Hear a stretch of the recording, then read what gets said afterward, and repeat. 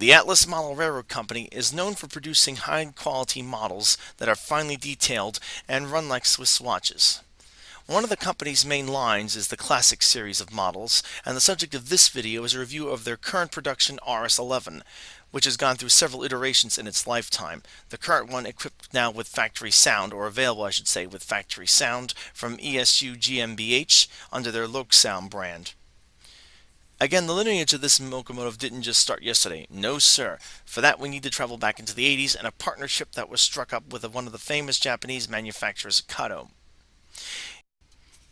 In the early 80s, Atlas decided to get into the model railroad locomotive manufacturing end and rolling stock by teaming up with a company called Roco of Australia.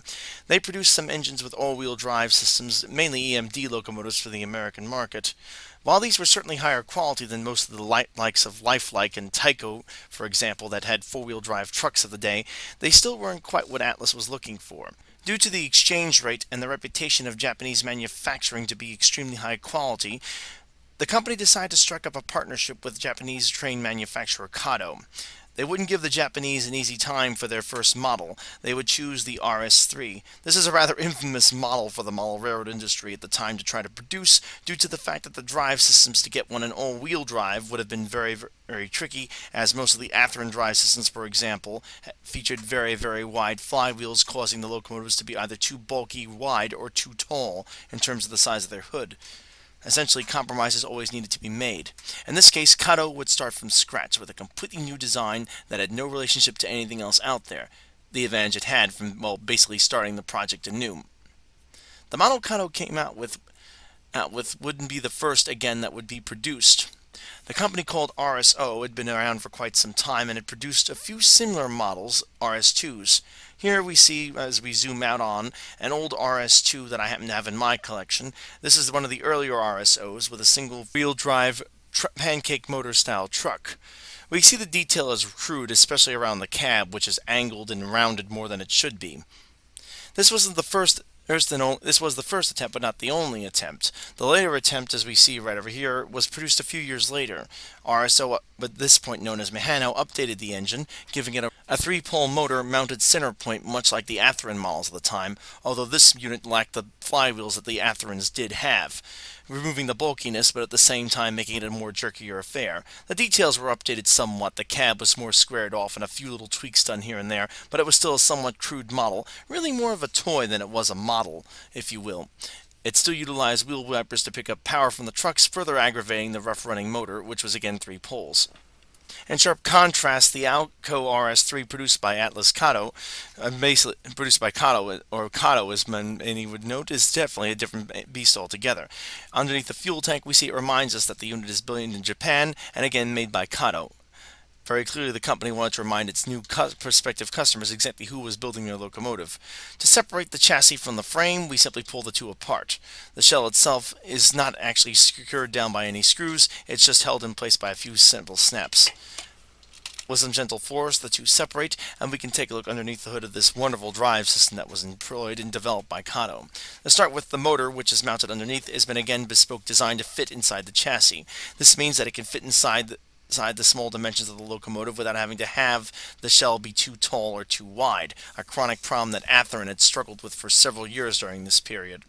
Under the hood, we see the locomotive as an unusual electric system, essentially a bus system without a circuit board. The clasps on each of the trucks are hooked onto either a positive or negative connection depending on which side they're on, and power the system through centrally. We'll get more into that later. To get further into the locomotive, we'll remove the worm gear by first unsnapping the worm gear cover and then removing the whole assembly by itself.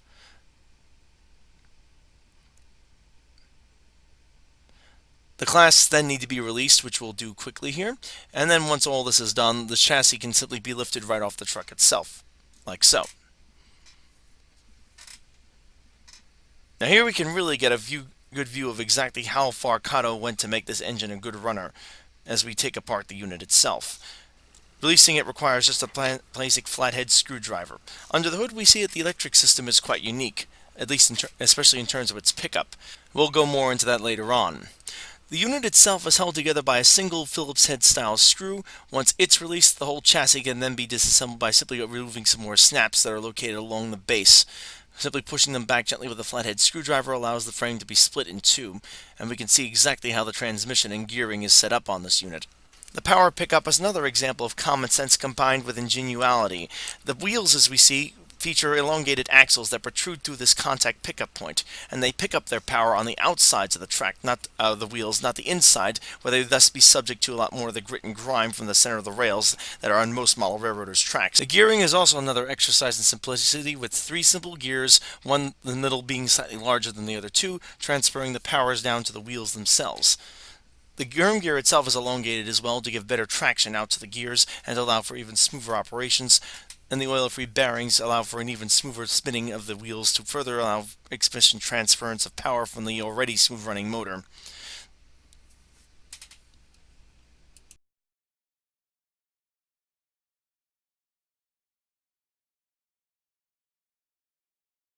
And those plastic wheel covers that go on and detail this truck to make it look like an AAR type are not just for show. They actually hold the contact plate in place, in addition to providing it protection from what little grit and grime would be available at this particular location. Essentially, this is a very practical answer to the old and infamous brass block pickup system that Athernet used for quite some years during this period. Most modern manufacturers that build high-end locomotives have adopted a similar wheel pickup system for their locomotives, as this system has proven so smooth and reliable. And Atlas continues to use this system to this day in its classics lines and even its lower-end models.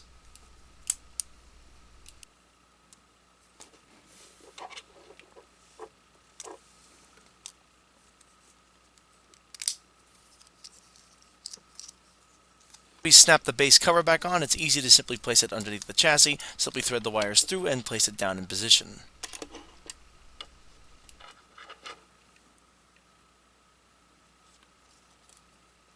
The well-balanced 5-pole motor with its extremely refined drive system is further assisted by a very, very effective and efficient electrical system, as I mentioned before. The unique electrical system has a very unique way of transferring power around.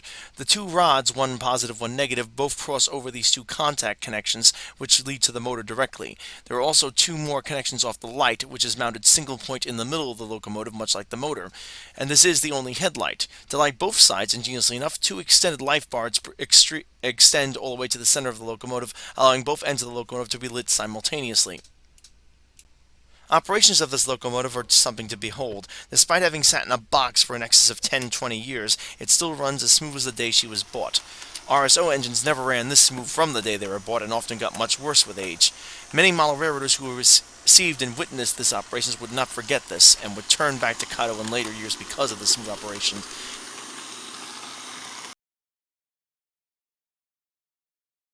Needless to say, after the RS3 came out and became a huge success, many manufacturers decided to jump on the bandwagon to try to copy this and take some of Atlas's business away. One of the companies was Stewart Hobbies with their model right here as we see, based on an Athearn drivetrain, and of course this Roundhouse product as well, based upon Athearn drivetrains. The problem with these locomotive models is that because they were based upon the Athearn drivetrains, they necessitated either shells that were too wide or too tall. Even though this was kept to a minimal, it still affected them. Atlas was extremely impressed by the sales of the locomotive. Despite its high prices, it couldn't be kept in stock anywhere. To cash in on the bonanza, they decided they wanted Kato to build a follow-up model, and the next logical step seemed to be the logical evolution of the actual model in real life by Alco, which was from the RS3 to the RS11 model.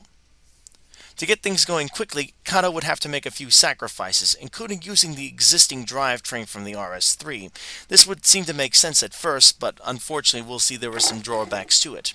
Here we have one of these RS11s in New York Central paint, which I shall remove from its box and demonstrate the unfortunate side effects of this utilization of the same drivetrain across two platforms. Please note, I have the RS3 model on top right on my workbench right above this model, for comparison purposes. To start with, at the base of the model, we see the fuel tank has been changed to make it look proper for the RS11, but we also see these unfortunate mouth-like cuts put into the fuel tank itself. This is due to the length of the locomotive. You see, the RS11 is in fact a few inches longer than the RS3, and so when the fuel tank was put in position, the trucks just wouldn't clear, so this disgusting little cut, if you will, had to be put in place of it, basically destroying a perfectly proportioned item just to make it all fit. Oops! These darn tanks are known for separating very easily and are very easy to swap out, I should mention. In some cases, well, too easy. Now let's go ahead and get this apart and take a look underneath the hood, and we find, what a shock, it looks exactly the same, and well, actually is exactly the same as the RS3 chassis. In fact, just to prove it, let's try something novel.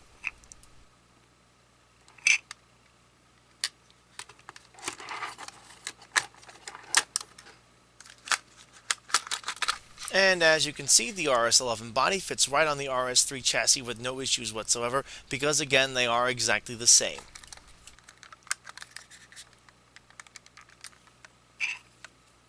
Actually, all that is required to change one of these engines from one model to the other is to swap the fuel tank and pull the shell off. That's it. Exactly the same model, exactly the same parts. But again, there are still some more flaws with this.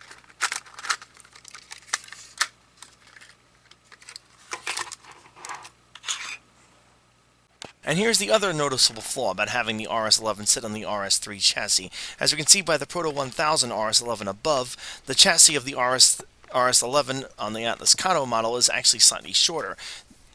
Now this, ironically enough, was caused by the fact that Kato had done such a wonderful job getting the dimensions and proportions right on the RS3. This, ironically enough, would kick them again in the face in this particular model, and would be something that would dog the model to this day. We'll see more of that later. The Atlas Kato series of locomotives will remain in production for years, up until around the early 90s, when the exchange rates from Japan finally made it impractical for the partnership to continue. It was promptly dissolved, and the models themselves would remain out of production for nearly 10 years. Crying, begging, and praying by very avid model railroad collectors, this series would reappear as the Atlas Classic series. These locomotives had production shifted over to China, but would have noticeable improvements in the drivetrains. Some consider these rougher runners. I personally like them better, as I find that they've been refined. Again, 10 years worth of engineering has been put into them. Let's take a look at one right now. To start with, we can see the box has been completely changed, with Atlas and Classic being very clearly displayed on the top, and a noticeable little stencil of Classic along the black lining of this particular box. This is a slightly later model, as all earlier ones didn't have the Classic stenciling in them. Admittedly, this undecorated shell is not the greatest to show off the separately applied hand grips, etc., as there are none on them. So let's focus on the drivetrain for right now.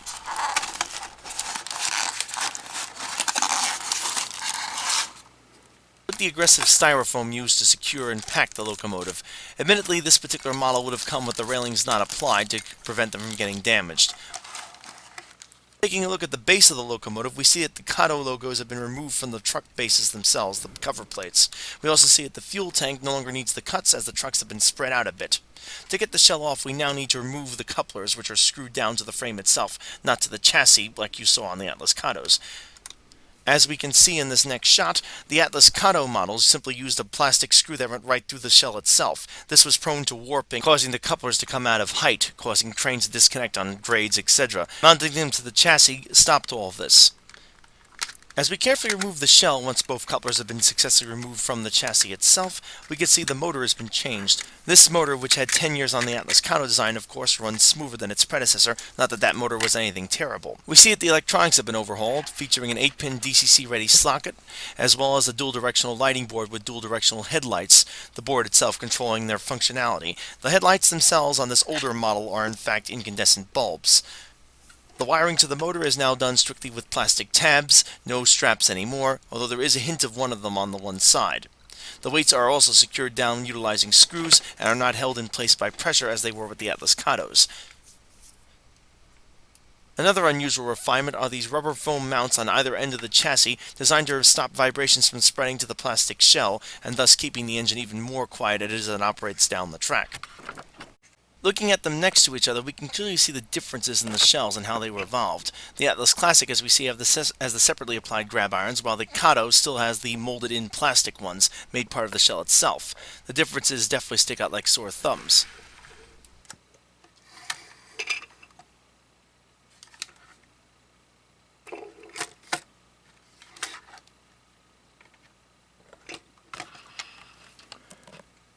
Trucks themselves are very similar to where they were originally, except in this case there are now two screws that hold the truck assembly together to help make things a little bit easier to reassemble them. The power output is done with the same similar wire pickup system, only it's been thinned down a bit. Again, it retains the outside pickup system, avoiding all the annoying grit and grime that usually piles up on the intersection of the tracks, and again, this is accomplished by using elongated axles through the metal contact itself. Again, as I mentioned before, 2 screws are required to be released to get the truck open. Let's take a look underneath the hood of this one and see what's changed in all those years.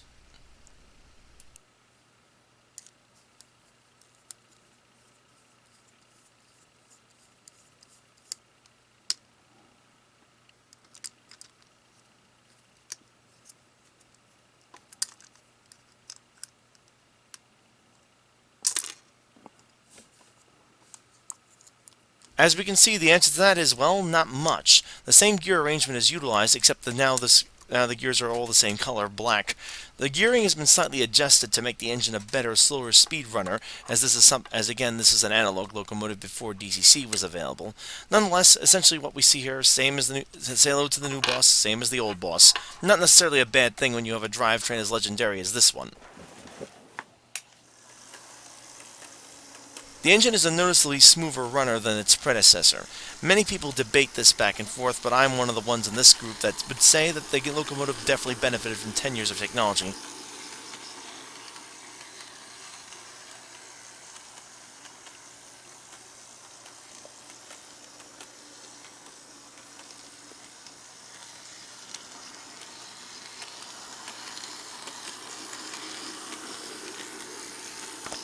And now the model everyone's all been waiting for, the new version of this locomotive with the updated chassis and the DCC and sound from factory. Again, as we can see, the box now has a stenciled in much larger numbers Classic with a gold band running around the window, and again the factory equipped with loksound logo on the very right of the box. Let's go ahead and take a look into the hood here and see exactly what we got. The locomotive is no longer packed in foam as we see. It is instead encased in 2 different sheets of plastic and is in fact screwed down to a plastic mount. We'll see that in a second. Inside the box we have the usual paperwork for the warranty as well as instructions on how to make the loksound sound system function. I'll go over the sound features in detail a little later on. To get the locomotive out, we need to first take apart the locomotive camshell, sort of pre-plastic shell thing that holds the whole camshell together, as such, and then we can pull the top piece of plastic off, which will give us access to the base. Now here's the trick to how Atlas kept this engine from slipping around. As we'll see in a second here, the base contains 2 screws under it. These screws go right into the actual fuel tank of the locomotive, preventing it from sliding around. To remove them, all we need is a Phillips head screwdriver.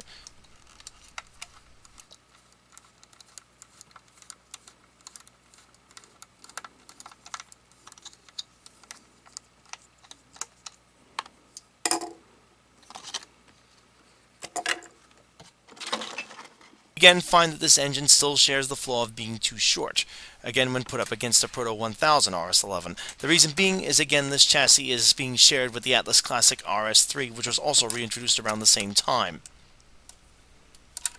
Getting into the engine again requires the removal of 2 screws, as the couplers are again an integral part of the chassis, not the shell itself.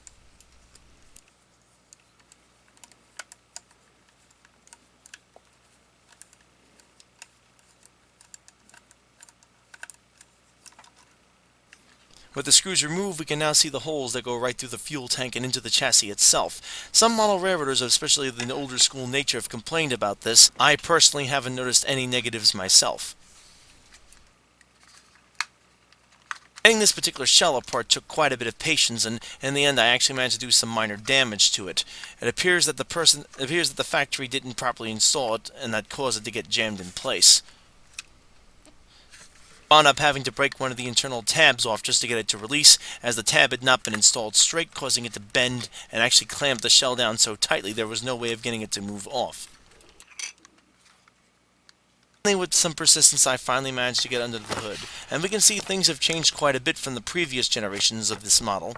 To start with, on the very left over here, we have our speaker box with a headlight LED, in this case mounted on top with tape.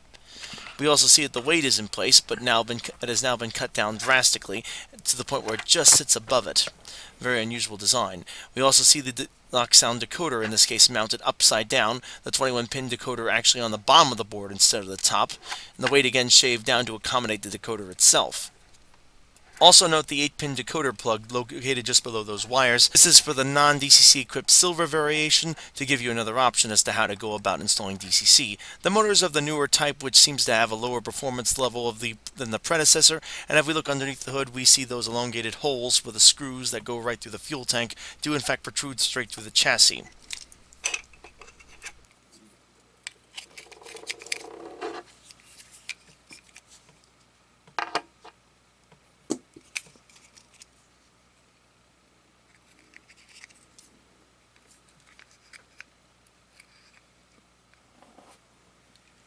Anyway, let's put her back together and see how she works. Another thing I must point out, they have the engineer and fireman facing the proper direction as we see by the F notated on the front of the locomotive. This has been a sticking point in the past for Atlas, but they seem to have gotten their acts together with this model. An overhead comparison reveals subtle differences between the Atlas Classic model on the bottom and the Proto 1000 model on the top. Most notably, yet again, as we'll see in this next shot, the locomotive is ever so slightly shorter. This is because, yet again, it is sharing the chassis with the Atlas Classic RS3. Seeing the engine in operation is a treat for not just the eyes, but for the ears now as well, thanks to the loksound's DCC and sound decoder. I won't go into all the sound features, but pretty much everything you'd expect is there. F1 is the bell, F2 is the horn, F3 gets your coupler clank, F4 is your diesel fans, F5 is your dynamic brake, F6 the ditch lights, which in this case this unit doesn't have, F7 puts you into switching mode, F8 into the mute or shutdown or startup mode depending upon which mode you're in, F9 is the startup, F10 is the manual notching, and F11 is the auxiliary functions. Again, none of those are installed here. F12 dims your headlights, F13 is your auxiliary output function, which there is none currently installed on this model, F14 activates your talking detector sounds, F15 is your radio communication sounds, F16 rail joint clack, F17 brake squeal, F18 sound valve, and F19 short air let-off, F10 compressor, and F21 the valve pop sound.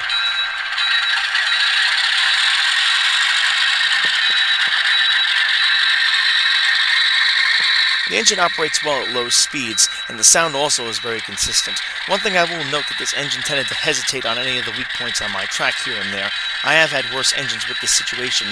Some of this is caused by the newer wheels, which appear to be made with a strange carbon buildup with them from the factory. Another strange feature seems to be that a lot of these wheels are out of gauge, as I found on one of my C420s, although I haven't seen that with this particular engine as of yet.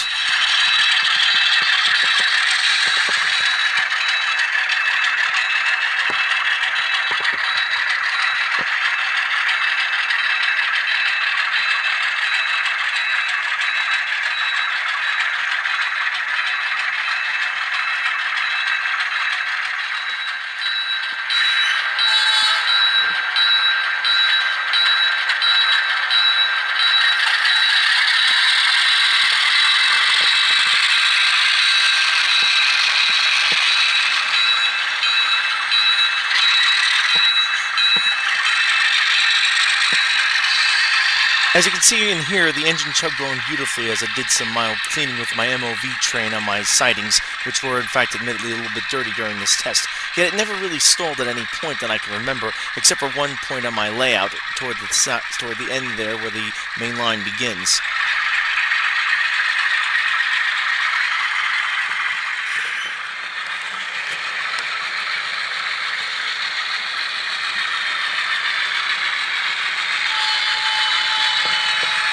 At speed, the locomotive exhibited traditional Atlas performance, it now added, of course, with sound. That is to say, not only didn't you hear the motor run, but you could clearly hear the sound being outputted by the locomotive. It ran very well at top speed 2 scale without any issues. I did notice again some light flickering over certain sections of track. Other than that, I really can't find any nitpicks on it. Again, high speed and low speed performance was very consistent.